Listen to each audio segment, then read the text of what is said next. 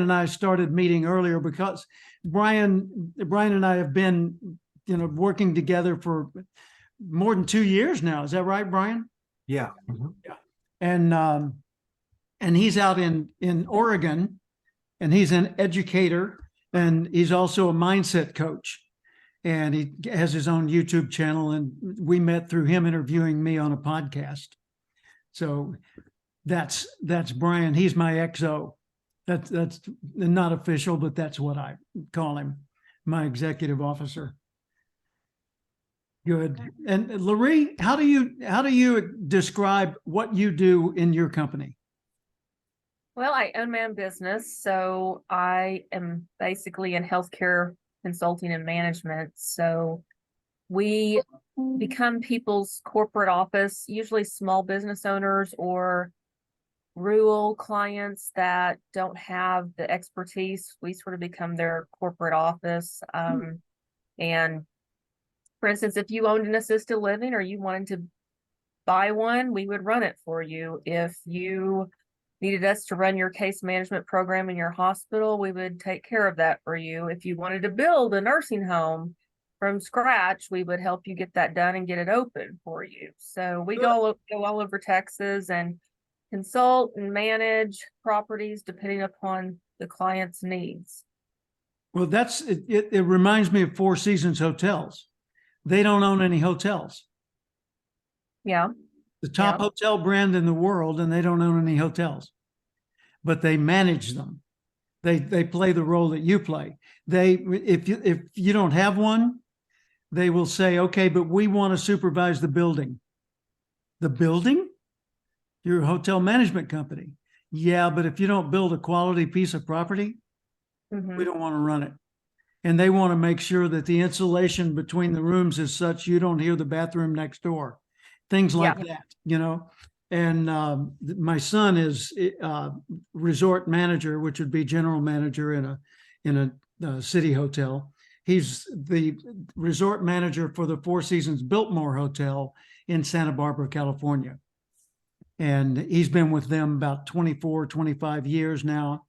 And most of that was as HR director.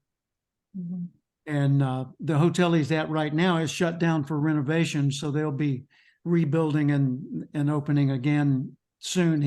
He went from having 525 employees on the first day of COVID to laying off 520 or so, and then moving to the Santa Barbara hotel where he's in charge of 35 people. Wow, soon to explode into a large number once again. But yeah, I get that point of view. Did you have a question or a comment, Jody? No, your pen was poised as if you did. There you go. Already taking notes. Good for you. Okay. Well, we're pretty much at the top of the hour. Within a minute or so of it. And the way I've structured this is Going Pro is a defined process that has, specific parts to it. And I used to do it by itself. As a matter of fact, when Brian went through it, we did it with a few Zoom meetings, and then most of it was done in a live retreat, which we held in Nashville, Tennessee, over a few days. And so that was the early version of Going Pro. And then I stretched it into an 8-week program that was Zoom calls every week for an hour, hour and a half. And that's the second half is optional, but the hour and a half every week. And then a mastermind retreat at the end. Well, when I held the mastermind retreat last year here in Austin, the people told me at the end, dang, I wish we had more runway ahead of us. We know each other now and we feel great working together, and we really, stimulate each other's ideas so well. We don't want it to be over. So that's when I created the Experts Academy to establish a structure for a year-long program that would continue to serve people and allow them to interact in a multitude of other ways and still get any of the services I can provide. And so I went back and looked at Going Pro, and I was thinking of it at first as a feeder program for the Experts Academy. And I thought, no, it's the first 3 months of the Experts Academy, or the first 8 weeks plus the retreat, And so that's what it is now. The Going Pro experience is the first 90 days or so of the Experts Academy overall possibilities. And it's designed to serve you in as many ways as I can, while getting more and more and more and more clarification on what matters to you, what you're focusing on, and what the best ways are to do that. So clarification is phase 1. If you go from here into an extended relationship in the Experts Academy, stage 2 is basically systemization. So clarification, systemization. No, I was looking for the word I came up with the other day that says You were that. saying implementation the other day. No, integration.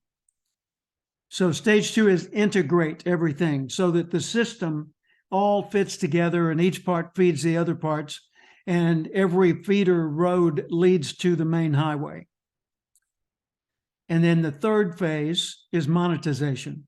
So it's clarification, integration, monetization.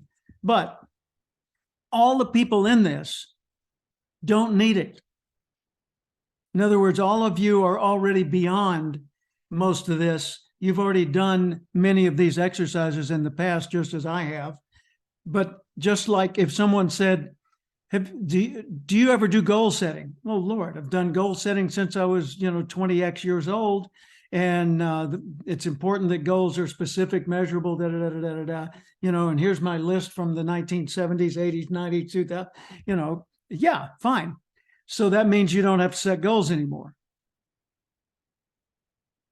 No, that means goal setting's absolutely proven itself. You still need to do that. Well, that's the thing with the exercises in here.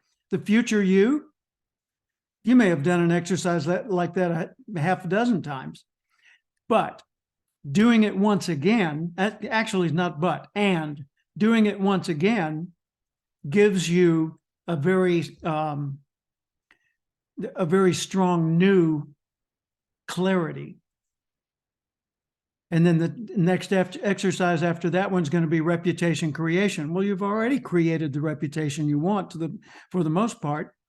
But at this stage, we're going to take a new look at that and look at reputation among whom and what reputation and why, and how does that integrate with everything else.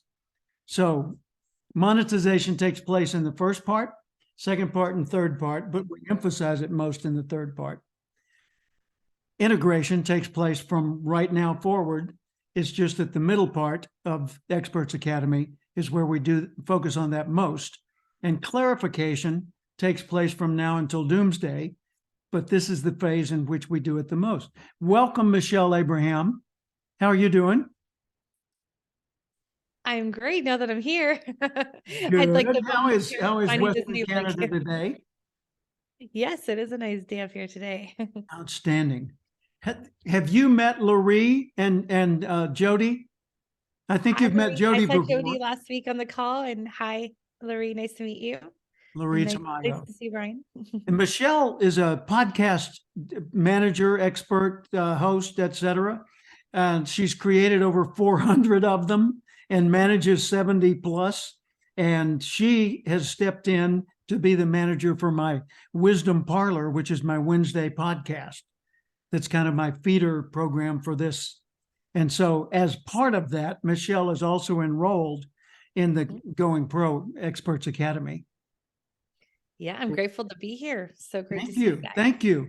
Let me throw it to all of you. What questions would you like to focus on today? Because the thing that's been your homework up to now has been watching Acorns to Oak Trees video introduction and What Do You Want, which are 1 and 2, and doing the future you exercise. And please send that to me when you get it done. If you feel like you want to be honest with the paperwork, but you don't want to disclose who you're talking about, just use initials or a fake name for somebody so that you know what it is. And that way, when I look at it, I can be helpful, but I don't discover anything you don't want me to particularly know.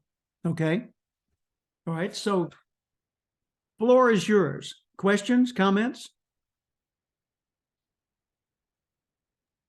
Jody? I wanted to know which acorn was the one that was going to grow into an oak tree. I was looking for one of these, but I couldn't see it in the photo. What was the point of that? Hold that up to the camera a little bit closer. Oh, that's the pewter acorn. That's, yeah, thank you. I had those made. I found a jeweler that makes those. And I had those made when I wrote the book, The Acorn Principle. And I carried them around. I still do. I carry one around in my pocket when I go out to special events, and sometimes just going out to dinner, I'll have one in my pocket. And it's a tiny little thing that you can tell is pretty small. So it fits easily in your purse or in your hand or on your desk near your keyboard. And some people have had it drilled and put it on a necklace as a pendant. But the reason I buy those, and I buy about 100 at a time, which lasts me quite a while, is I use that as a symbol of both acknowledgement, encouragement, and branding. I chose long ago when I wrote the book, The Acorn Principle, to use the acorn as my company logo. And you've seen the person emerging from the acorn cartoonish logo that I use. It's on much of my material and on all of my emails to you. In the signature line, it says Cathcart Institute with that little acorn cartoon over at the side. That's my company logo because it shows a person triumphantly emerging from their potential. And that's the point of it all. So I'll carry that around with me. And what I do, I was at a church function about, 2-3 months ago. And there was a guy there that I really admire. And I'd never really had much interaction with him. His name's Wade. And when we got a moment where we could talk privately, I said, Wade, you got a second? And he said, yeah. And I said, I have something for you. You do? I said, yeah. And so I pulled that out and held it up, and I put it in his hand. And I said, that's an acorn, and it's made of pewter. I said, the reason it's made of pewter is because that picks up your body heat and makes it very pleasant to touch. And at the same time, it's lightweight, but it looks like silver. So it's semi-precious. He said, nice. I said, but there's a little bit of a ritual involved in my giving that to you. Here it comes, and it'll take a full minute. He said, okay. I said, all right, if you notice, the acorn has 3 parts: a stem, a cap, and a seed: past, present, future. The stem represents the connection between you and everybody who ever existed in your line genetically back to the beginning of time. Their imprint is still in the DNA mix that came into you. And going forward, yours will be in all the future acorns that grow from your line. So what you do with your life matters. You're carrying a legacy, an obligation, and an opportunity. The cap holds onto the seed until the seed's ready to grow on its own. So the cap represents your coaches, your mentors, your coaches, your role models, your heroes, your parents. And when you're ready to grow on your own, the cap turns loose, and the seed represents the potential that still lives within you, but it's also the potential that will be passed along to everyone you touch and every future generation that's influenced by your existence. So nurture your nature. End of ritual. And so then I fold the person's hand over on the acorn, and we're done. And people tell me years later, Jim, I haven't seen you since 1970, whatever, they make up whatever the date is, 1997. I still have your acorn. I said, it's not my acorns, well, I still have the acorn. And what does it mean to you? Well, it encourages me because every day I think about the legacy that I've been given and the opportunity in front of me. And I said, I'll say to them, and there's one more thing to recognize. I chose the acorn because it's natural. An acorn is an oak seed. It can never be a giant redwood, a pine, a spruce, or something else. It's only going to be an oak. But it's either going to be a little useless, unimportant oak, or it's going to be a mighty oak that spawns more acorns for generations. That's the point. This represents your natural gifts and abilities. Be yourself. Don't try to be something else. So all of that encapsulated in one little metaphor, right? And the book, The Acorn Principles, about discovering what kind of seed is in you. It's a self-guided tour of you based on a lot of psychological research. Question, comments? So the image that you emailed was, I guess, a bunch of stems, caps, and seeds. And so you were looking for us to say it's the seed. Is that right? Yeah. Yeah, what I was in today's email I sent out with photos, and I posted this on Facebook and LinkedIn today as well. I've got a picture I took in my front yard of a pile of acorns because my tree was just unbelievably abundant this year. And I posed the question, which of these acorns will become a mighty oak? Which ones could? Well, all of them conceivably could. Which ones will? The one that gets the right opportunity, because an acorn's dependent on others and on the circumstances, but people aren't.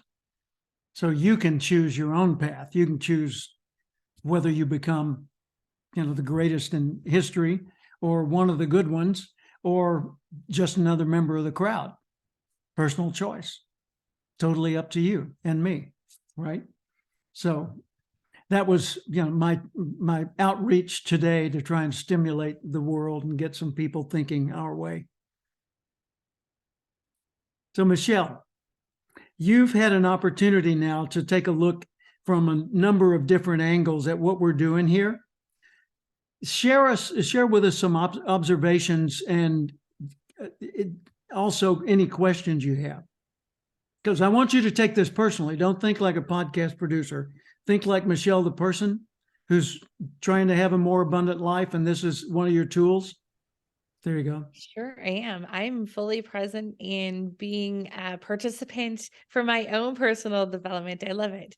I've really enjoyed hearing all about the acorns and how you've turned the acorns into such a big part of what you do and how you teach. And I think the metaphors that you've created from there, and I think it's just really interesting from a marketing perspective, actually, and like a teaching, facilitating perspective, how creating something from a framework from, something that is very visual and something you can pass on to people. I think it's fascinating what you've created with the acorns. I think it's really cool.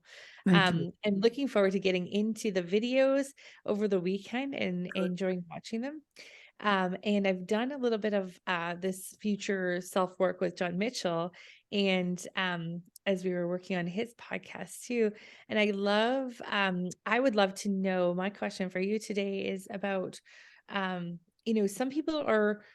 So I've met a lot of people who are like really on their path, and they're really like know that saving dogs is their thing, or supporting this charity is their thing.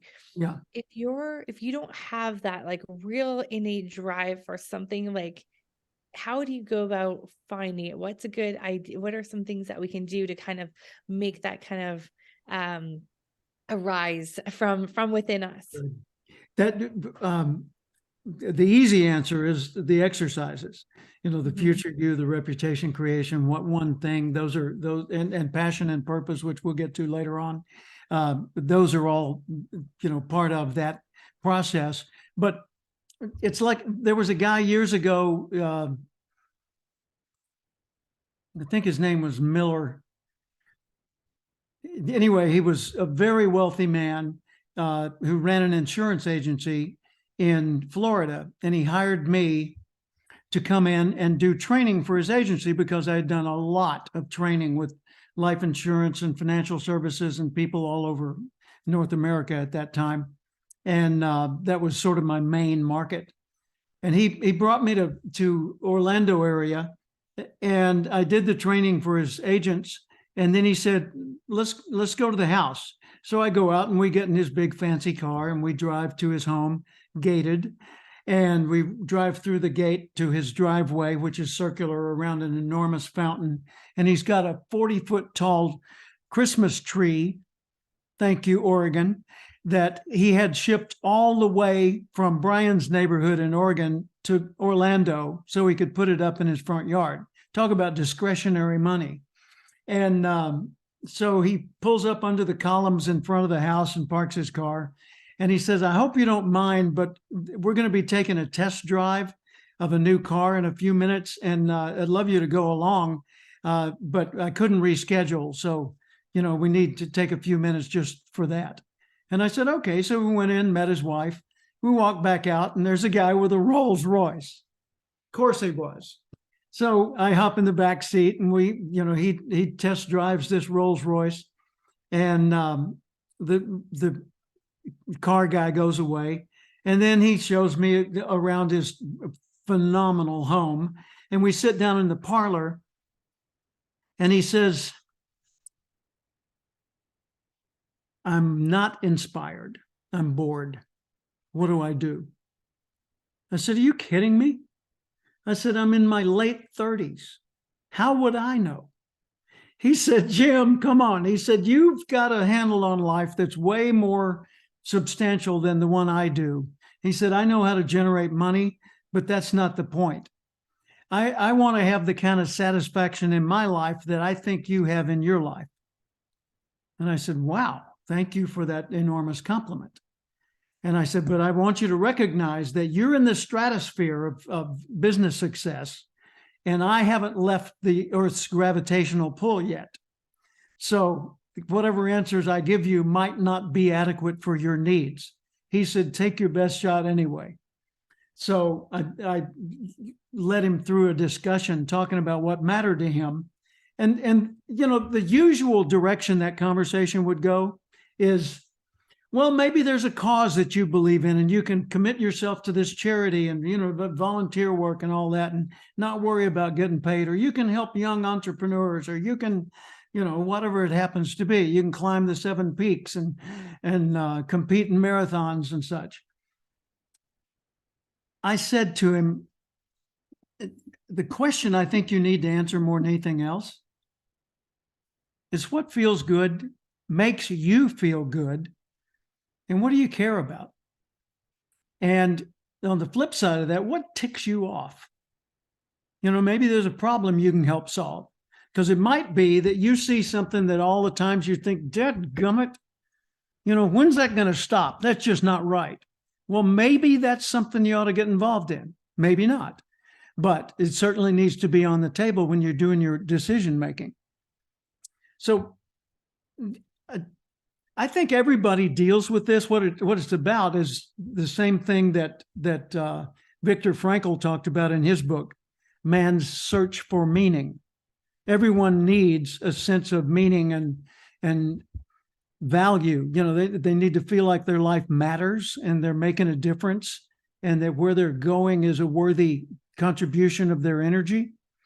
So that's why clarity on what you want is so vitally important and so universal in its value to you, because it touches everything else you do.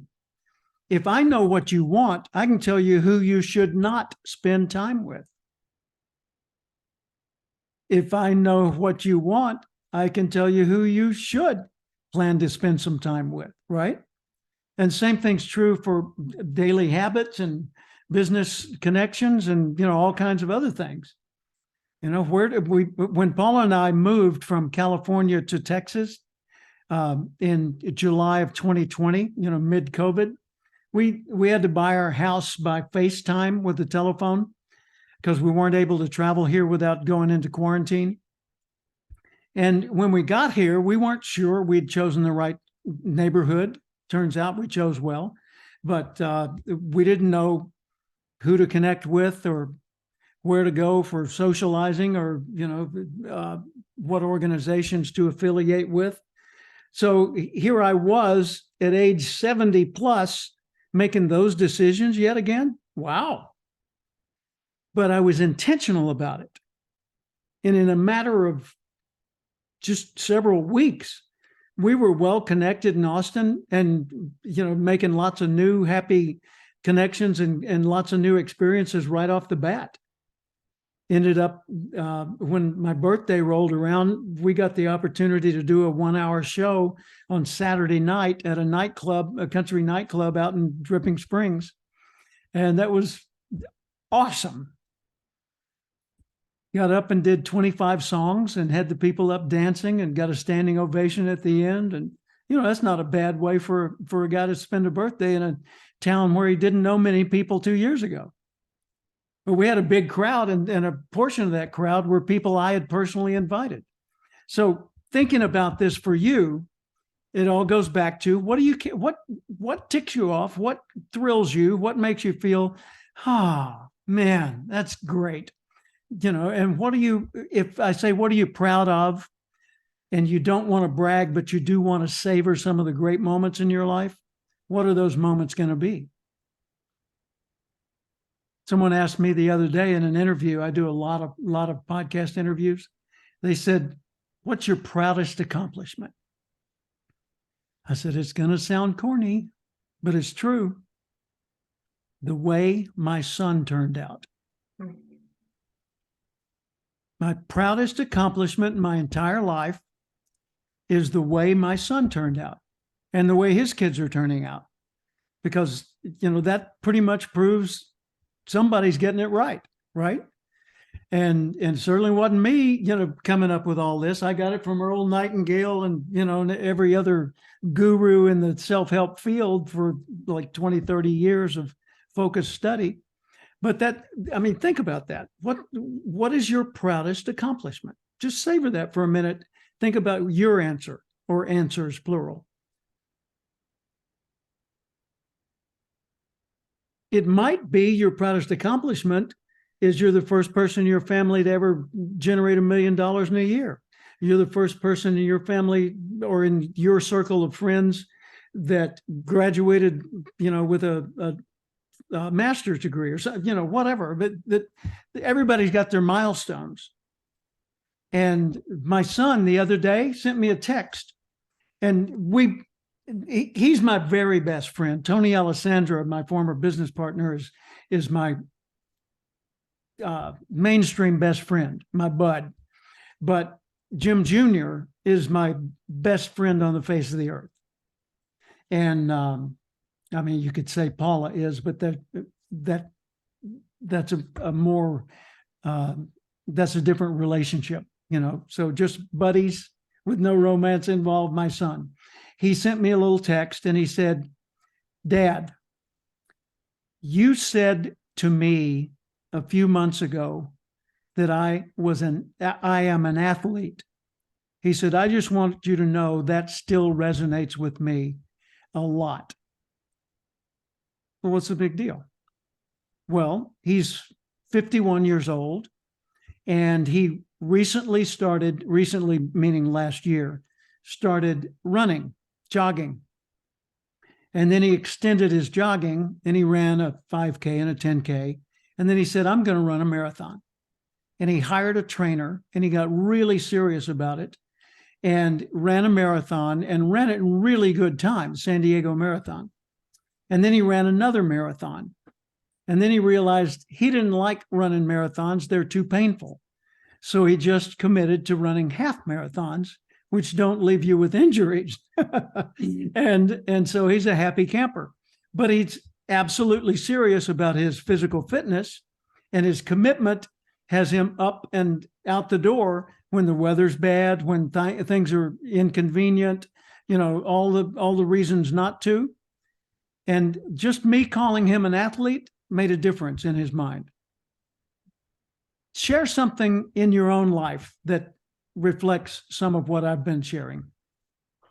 Loree, do you have anything that pops into the forefront?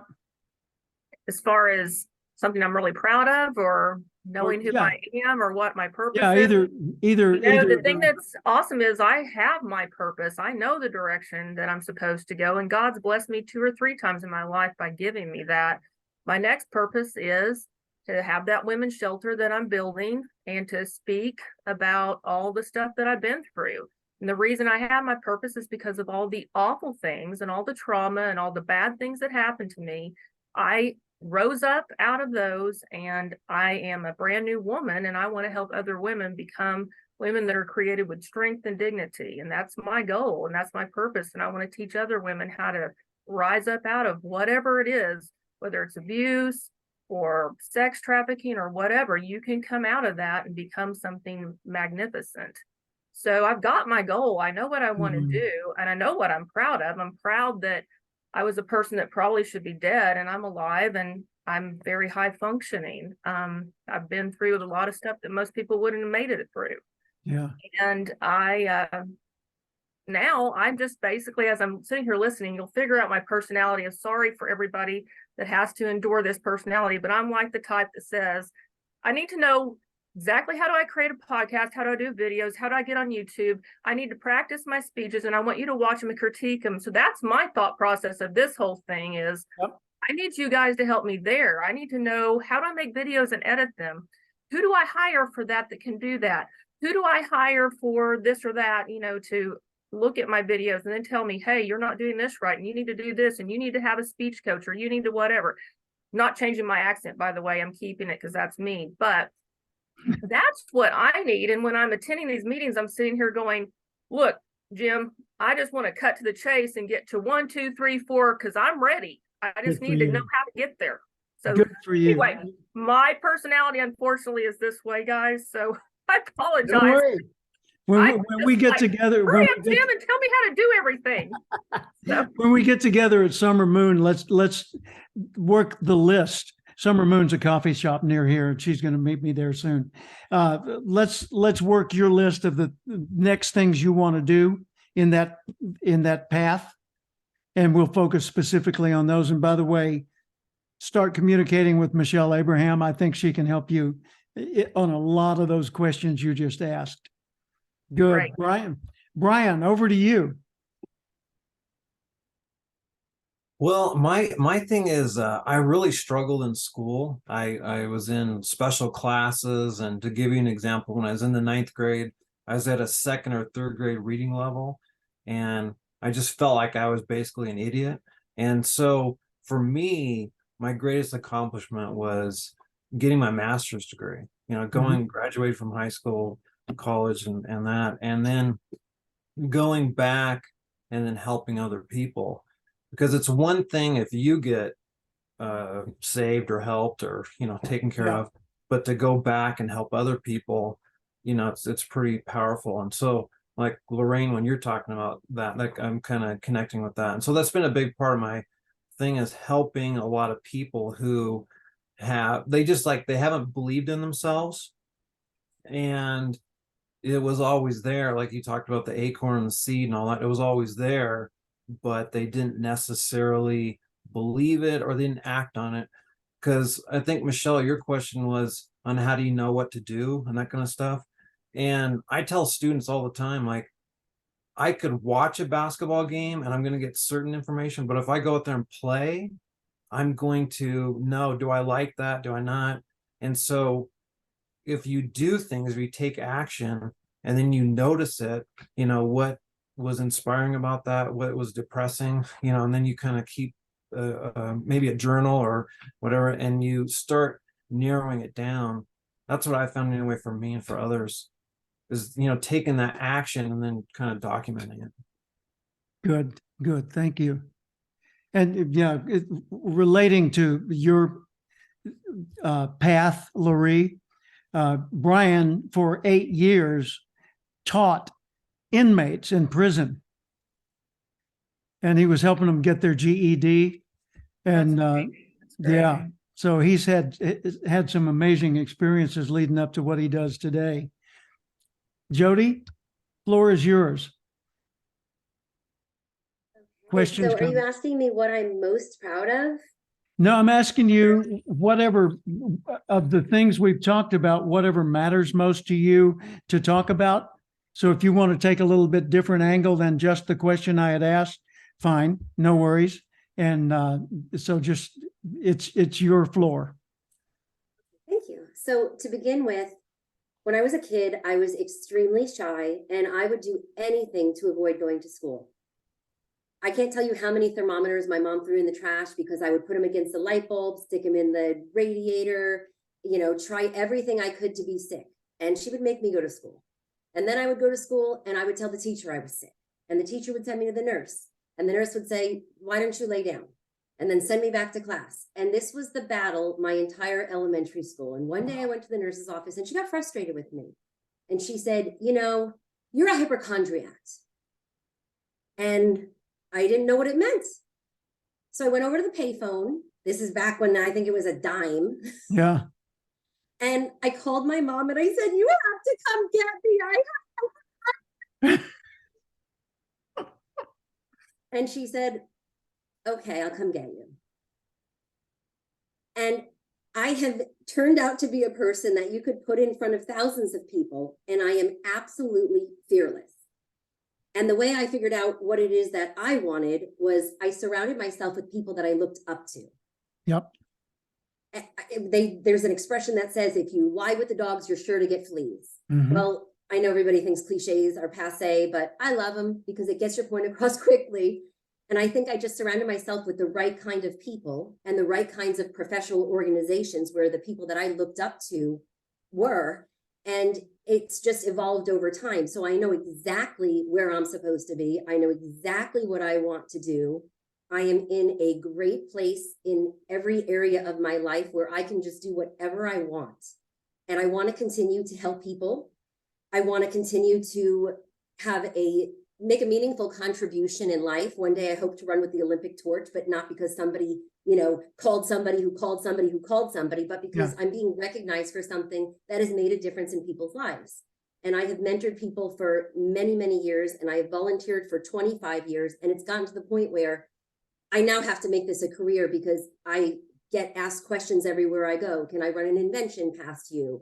Can you help me with this? I need help with my Amazon store or whatever it may be. And I always help people, but it's getting to the point where it is taking over my life to be helping people. Yeah. And I'm enjoying it.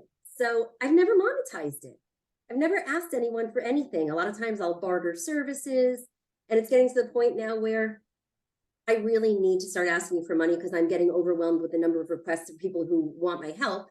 Yeah. And that's one of the reasons why I'm here is figuring out the monetization side of it. Good. And to give myself some clarity as to, am I supposed to be doing personal coaching? Am I supposed to be doing public speaking? Am I supposed to be doing a podcast, writing a book? What am I supposed to do? Because I have more motivation than I can handle.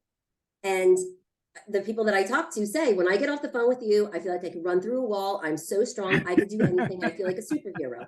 That's what I'm trying to do, but I'm not trying to do it. It's just organically happening, which again, I feel like I'm there. Yeah. I hope that answers the question. I could go on for Yeah, hours well- because I love this stuff. My passion. Yep. What's your observation of that, Lori?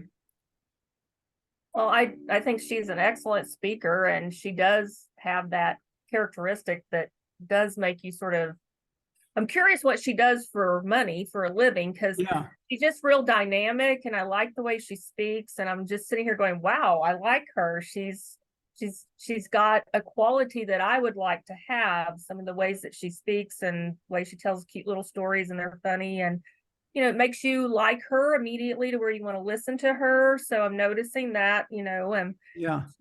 so I'm curious, what do you do for a living?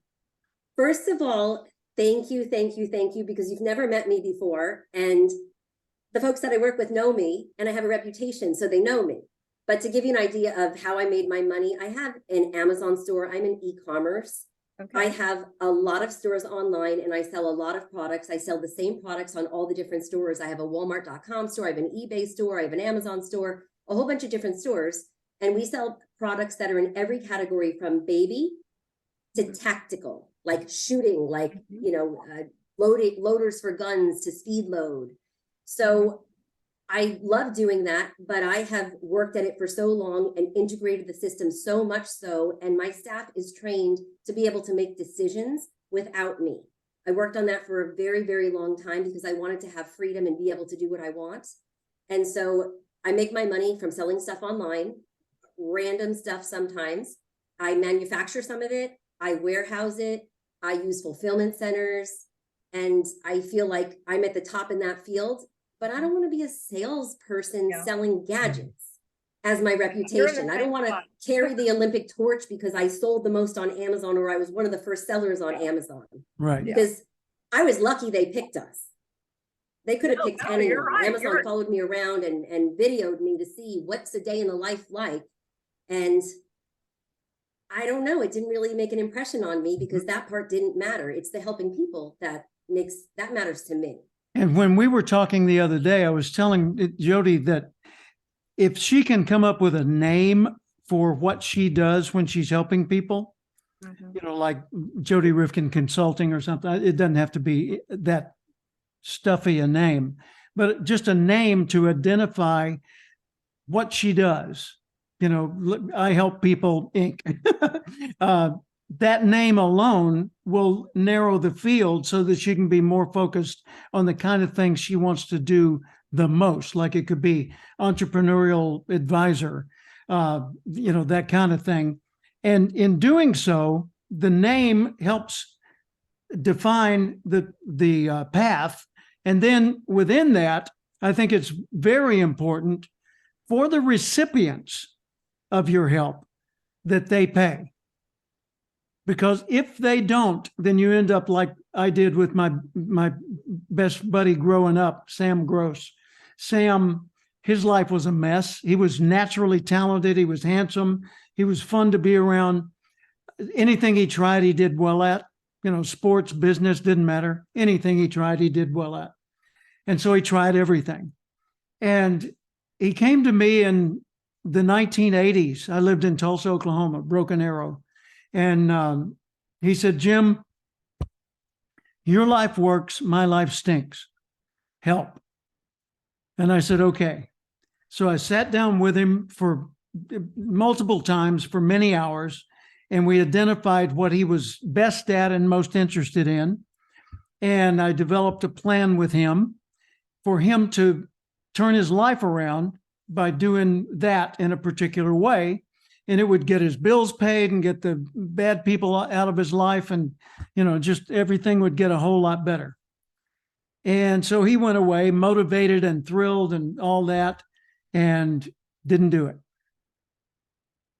And so things got worse again. And he came back to me.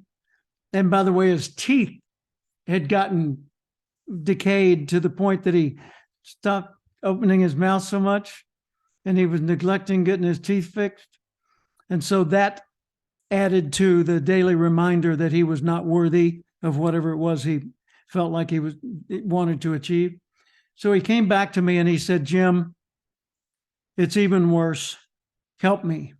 I said, okay, give me $1,000. He said, for what? I said, for helping. He said, okay. So what do I do first? I said, first, you give me $1,000. And he said, well, yeah, but then what? I said, well, then I'll help you. And he said, well, can't you start now? And I said, well, I did that before and it didn't work. I said, so without the commitment on your part, I'm not interested. And he said, well, okay. So he got me $1,000. And I said, okay, I'll get back to you. And he said, well, when? And I said, here's your 1,000 back. He said, no, keep it. I just want to know when. And I said, soon. I said, Sam, the reason I'm being such a jerk is because I want you to prove that you're committed to doing this. If you trust me totally and you're all in, then I'm going to give you everything I've got. You're my best friend. I said, but if you're not in, then this is a complete waste of both of our time. He said, okay. So we sat down together and I coached him through a process that all began with one thing: get your teeth fixed before you come back to see me. He got his teeth, he drug his feet for a couple of weeks, and then finally he went in and got his teeth fixed. called me the next day after that. He said, "You've changed my life." I have changed his life because all of a sudden he had his dignity back. He could behave normally. Anyway, he turned his life around. Man, I mean, he paid off his bills. He got the bill collectors away from the door. His marriage got better. He started getting healthy. Life was good. And like 6 months later, he let it all go and it went south again. So, it's got to be sustained by the person that's doing it.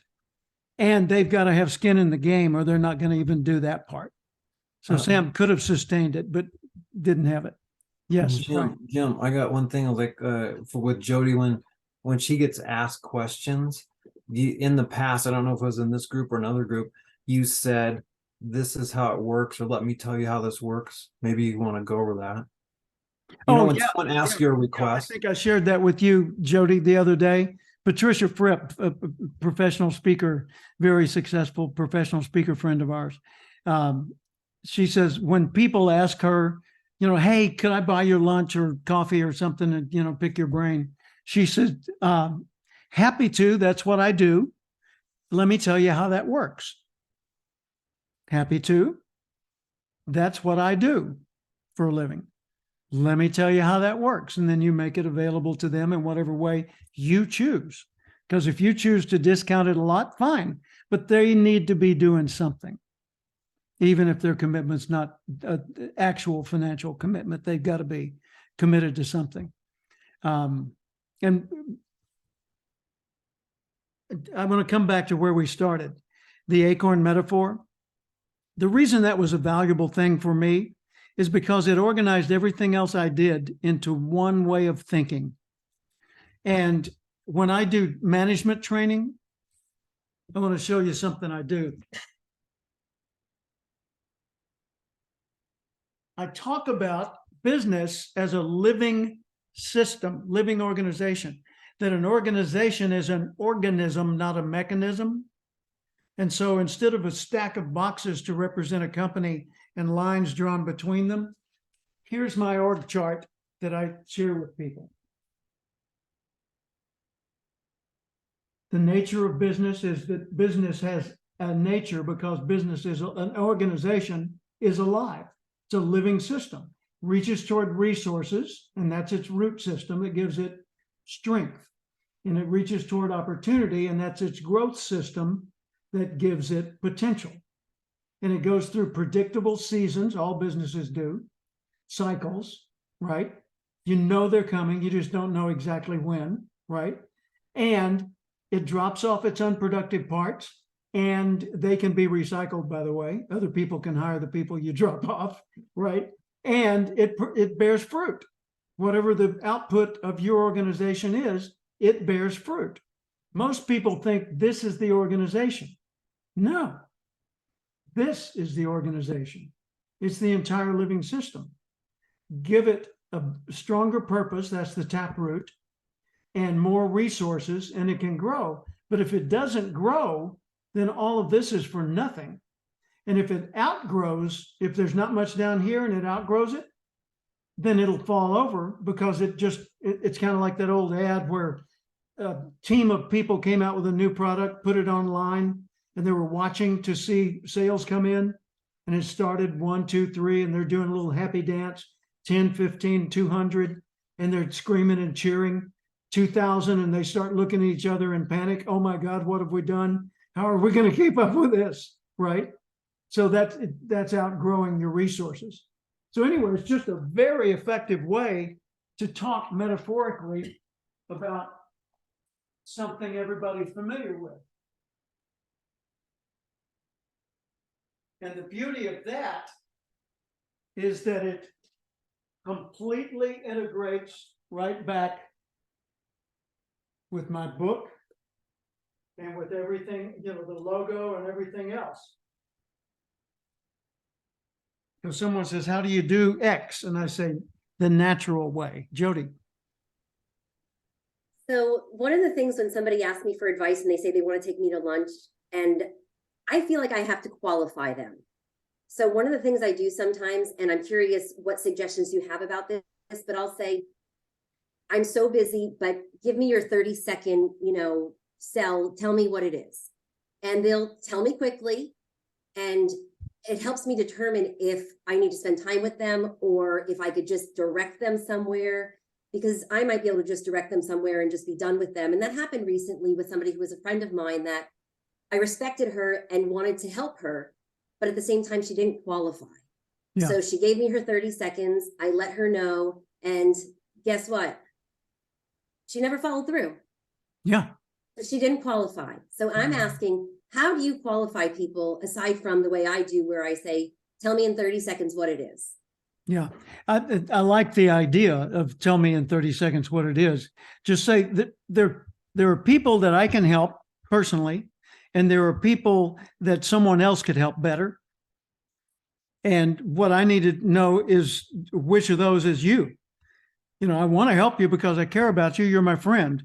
But I need to know whether I'm the right person for you to be coming to for this.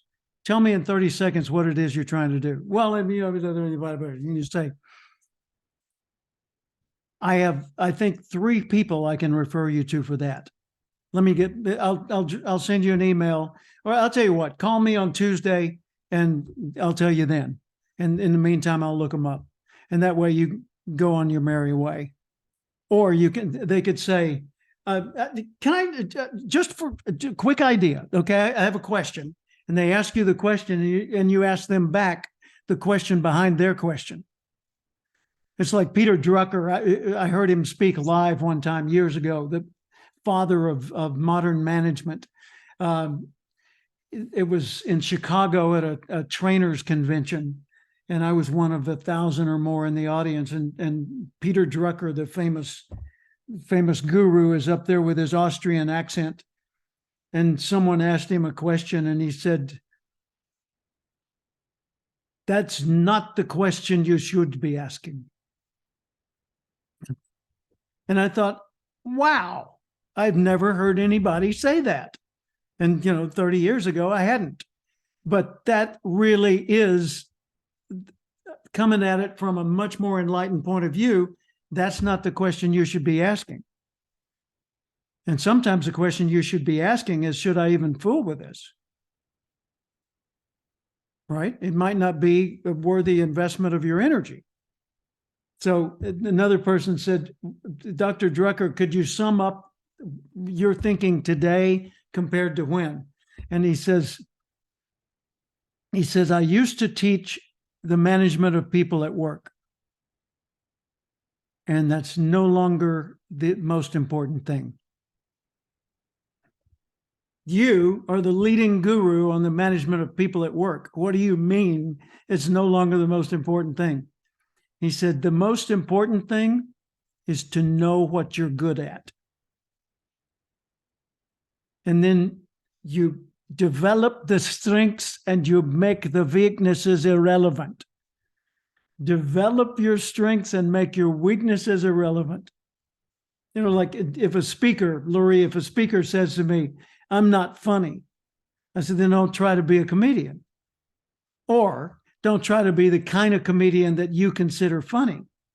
Stephen Wright is a comedian that had a great career and was just all dry humor of him standing up there and observing, making observations. George Carlin had a different type of humor. Robin Williams was an explosion of humor. There's 8 million different styles of humor that people can use. So develop the strengths and make the weaknesses irrelevant. Find out what you're good at. Lurie, questions. What can we focus on right now for you? Well, I think Lisa's got her hand up. I don't want to ignore Lisa. Lisa's not on screen with us. Lisa, are you hiding out there? No, Jim, and I apologize. I'm just a bit under the weather. I could I'm come on screen, but I'm just in a listening mode. And my hand was up because I wanted to share 2 things. My greatest accomplishment, which I think you and Brian might know, is my work with the children at St. Jude. And my one thing that really changed the way that I saw what you've been working with me for 5 years, was this summer at NSA. It was a 2-year gold, fun to be there. But I walked away with 3 words that you said to me. You said, Lisa, the 3 words were a profoundly valuable trainer. So every morning I stick in my head, profoundly valuable trainer. Beautiful. Thank you. So thank you. Oh, you're very welcome. Thank you. That affirms me. I appreciate that. That's like my son, with the comment about being an athlete. When Nightingale Conant Corporation published my first audio album, I hadn't yet written a book. Well, I'd written a workbook for the USJCs, but I hadn't written a book, for bookstores. And Nightingale Conant sent me a coffee mug, and it said Nightingale Conant on one side, and the other side it said author. No. Me? How cool. Oh, totally. I mean, it's I've got it on display in a cabinet in the other room. And I told Paula the other night, I said, do you realize how profound this is to me? She said, no. And I said, I had never regarded myself as an author.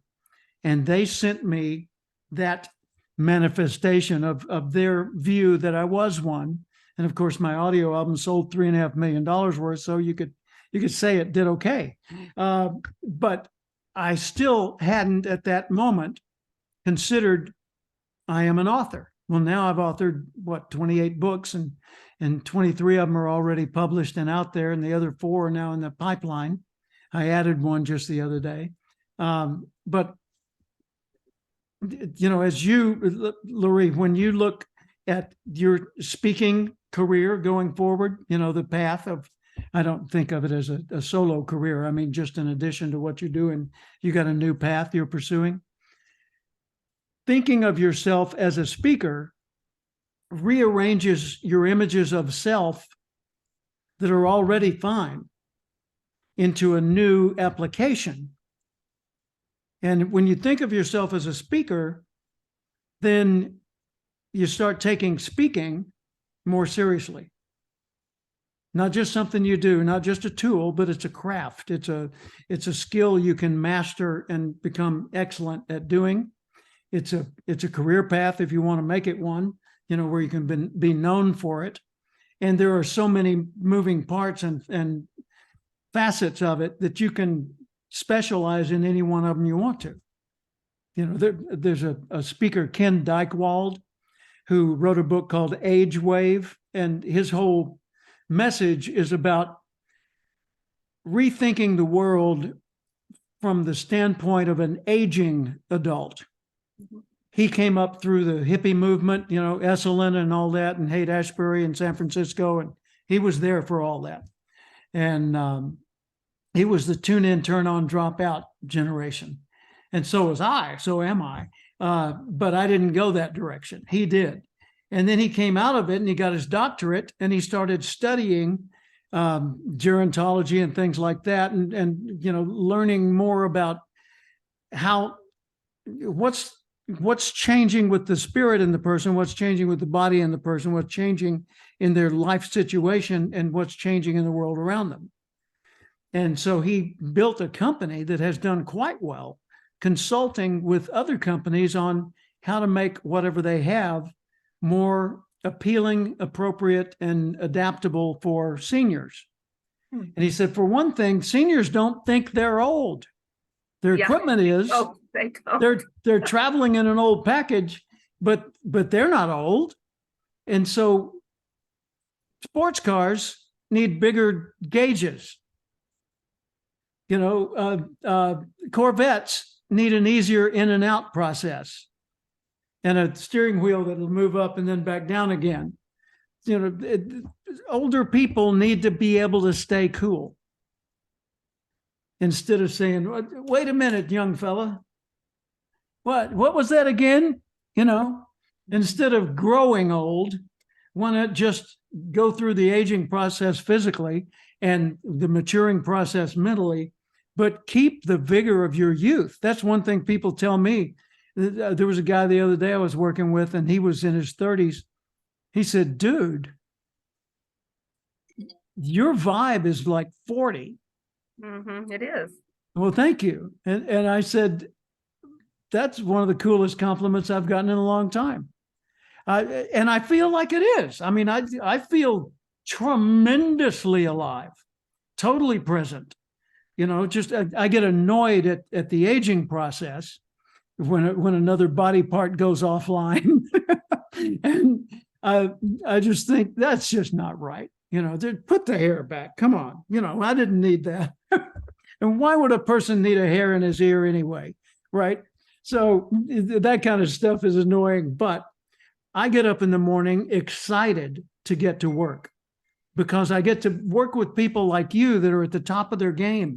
I get to work on new things that are putting me in a position to influence the world positively. And that's the main thing I want is after I'm gone, I want, at least for a generation or two, for people to say, it mattered that he was here.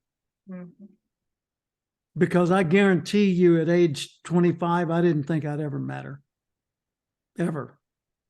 I figured, you know, I'll get a middle management job in a corporation like the phone company. Dad was a telephone repairman. And I'll work there until I'm 65 and then I'll retire and then I'll die. No. Get out of the way. Yeah. Because I saw retirement as quitting, right? And the atrophy begins. And then next thing you know, you're gone. Well, for my dad, it was like that. He worked 35 years for the phone company as a repairman, a lineman, then a repairman and such. And he took early retirement at 62, but he didn't retire to something. He retired from it. So he started hanging out with his buddies and they built a deer camp and they went hunting in the fall, you know, and then he'd go fishing and he'd go out to the country and hang out at the farm with a couple of his friends that had some acreage and they'd raise some vegetables. And he'd sit around with them at the end of the day and have a couple of drinks. And usually that was more than was needed. And so, you know, he had a drinking problem, not that it became a gutter drunk, but he became dysfunctional because of it. And he gained a lot of weight. And he died at age 80, hardening of the arteries from head to foot. And that was so heartbreaking to watch because this is a vital, intelligent, you know, really cool guy who at age 22 was the mayor of a town in occupied Japan, who in his youth, he was aspiring to become a doctor and had entered pre-med, but had to leave it to enlist for World War II and go fight in the Pacific. So he's a brilliant man and he had plenty of ambition. You got to go? Yeah, unfortunately, I have Okay. a work meeting, but I'll see you Monday. Okay, fair enough. Thank you. Good to see you. So anyway, that story pretty much, I had completed the story, but retire to and retire from? No, keep the spark alive. What's the main thing you've pulled from today, Jody? What are a couple of observations or keepers? Wow. You know, I have like 2 pages of notes here. Good. A lot of the things you say resonate with me. And I just have tons of notes here. So as far as like one in particular, you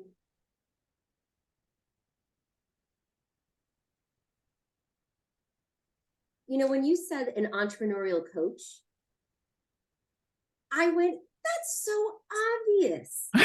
Why didn't I realize that? I did your exercise in the Acorn Principle where you put yourself in the middle and you do the little lollipops and you put the names of the people around who are like in your circle that you've been working with.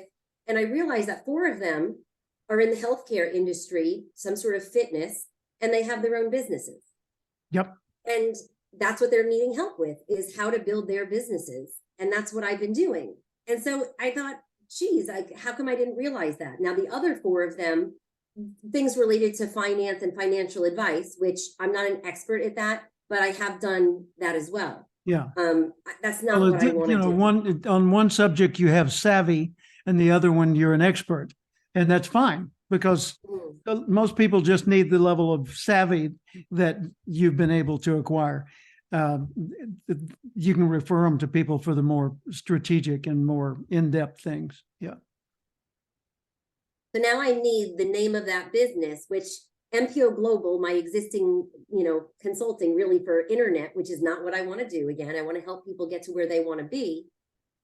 I have to figure out a name that lets people know that I help entrepreneurs. Now, if you ask my Girl Scouts that, half of my Girl Scouts have Etsy stores and they're little girls and they've been selling product for, years. And that's why people want their girls in my group, is because I teach these girls how to have businesses. And sometimes I notice in the back of the meetings, the parents are like this, like watching intently. And I'm thinking, I need a class for parents after this, because the parents were distracting me, from the girls, because they're like shaking their heads and the girls are like deer in headlights. They're just thinking about, what can I sell? What can I make and what can I sell? And the parents are like feverishly taking notes.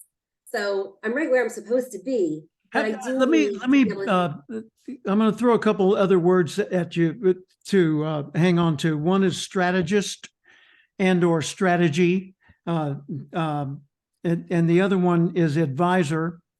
So if someone says, what do? You say, I'm an entrepreneurial strategist. Or you can say, I have a company called Entrepreneurial Strategy, which is a spinoff of my other business, where I coach people and mentor them in their own businesses. Or you don't have to say mentor, nor do you have to say coach. You can say advise. Advisor is a good word. So this is just a matter of trying on outfits until one of them feels good. I haven't liked coach or mentor, because most of my mentors I haven't paid. Yeah. So I think that says, hey, I'm your friend and I'm going to give you some advice. And I think coach makes me think of, this person is going to actually say 25 push-ups. Like they're Exactly. like literally. Yeah. I think telling me what to advisor do. is better. But Yeah. I definitely do more of the building the business plan and figuring it out, which things should we focus on right now? What can we put on the back burner? Mm-hmm. Yeah. Very helpful. What they call me at Cal Lutheran is an entrepreneur in residence. And here's a thought. At California Lutheran University School of Management, they have a Center for Entrepreneurship. You could have the MPO Entrepreneur Center or Center for Entrepreneurship or something like that. And that's the umbrella under which you do your advising and guidance.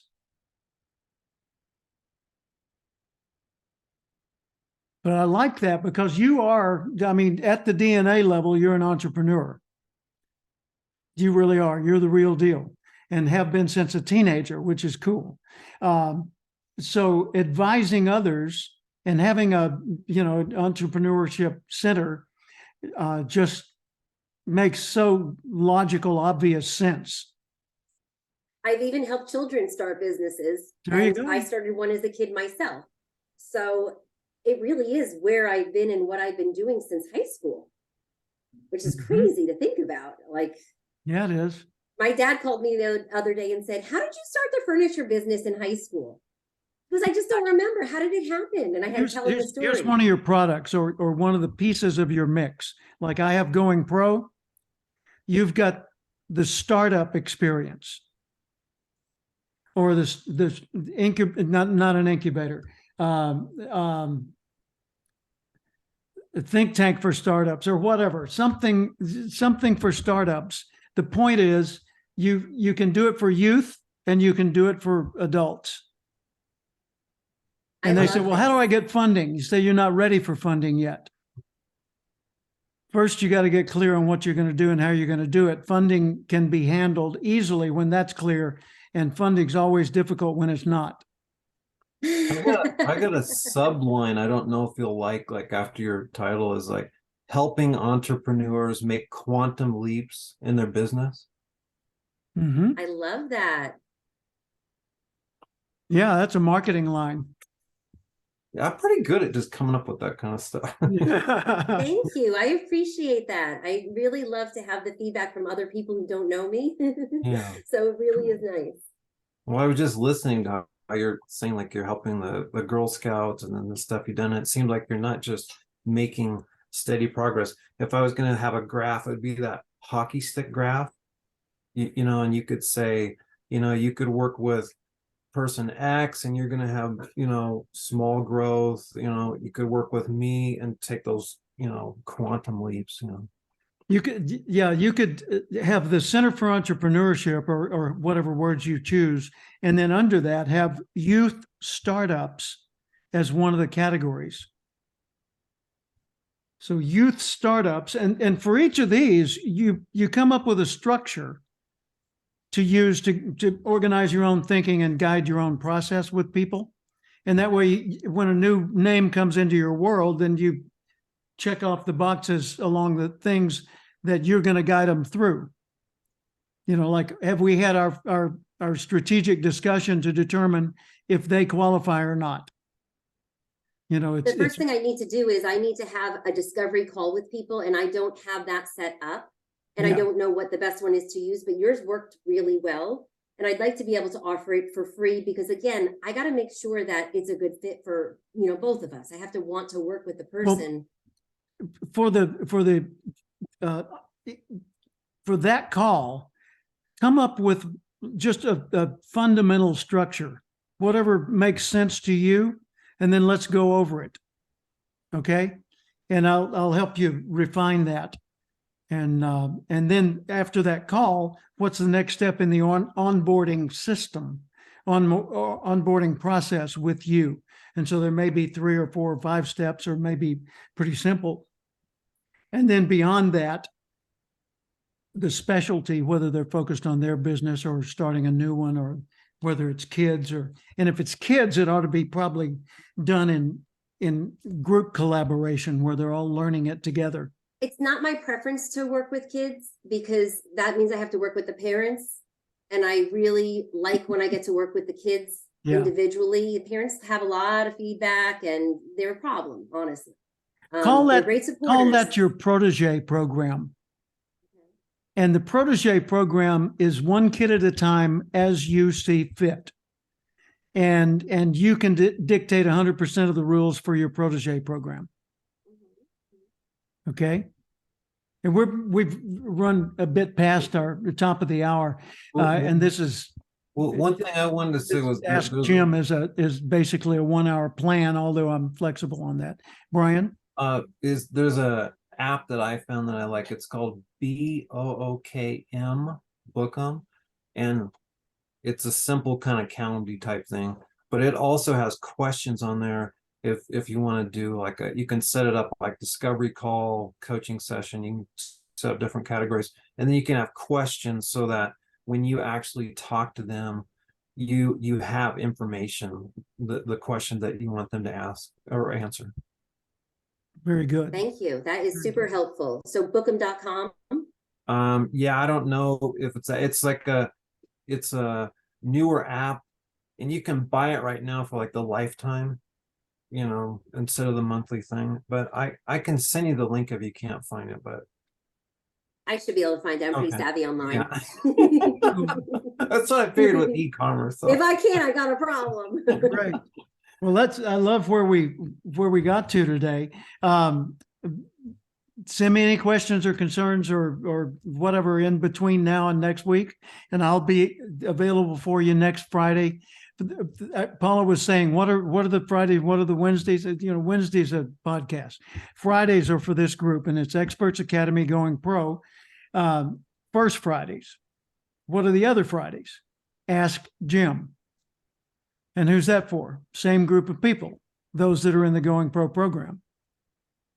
So the only difference is first Fridays are a little bit more structured.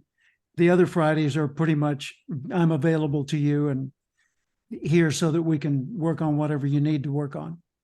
Fair enough? Wonderful. Okay. Fair enough.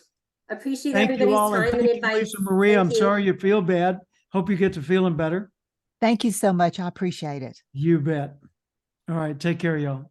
Bye-bye. Bye-bye.